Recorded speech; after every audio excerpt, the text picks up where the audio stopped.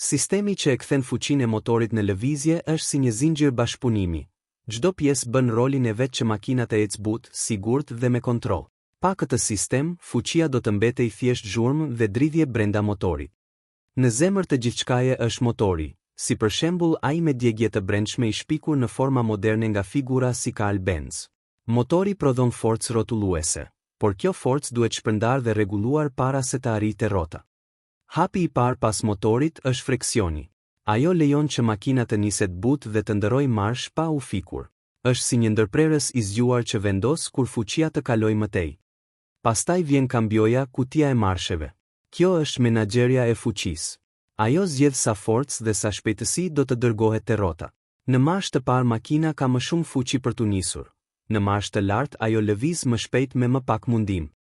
Më tej është boshti i transmetimit, një shufër që çon rrotullimin nga pjesa e përparme e makinës drejt rrotave.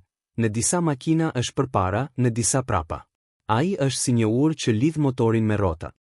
Para se fuqia të arrijë te rrotat, kalon nëpër diferencialin.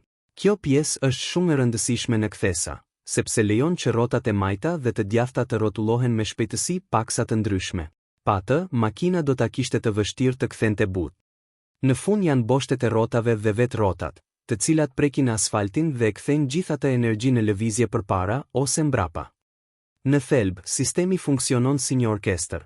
Motori jep energjinë, friksioni dhe kambioja e rregullojnë, boshti e transporton, diferenciali e përshtat dhe rrotat e zbatojnë. Çdo element është i domosdoshëm. Nëse njëri nuk punon mirë, e gjithë simfonia e lëvizjes prishet. Kështu, ajo që për ne duket si një shtypje pedali dhe një lëvizje e thjesht përpara, në të vërtetë është rezultat i një bashkëpunimi të saktë mekanik që e kthen fuqinë e padukshme në lëvizje konkrete mbi rrugë. Faleminderit.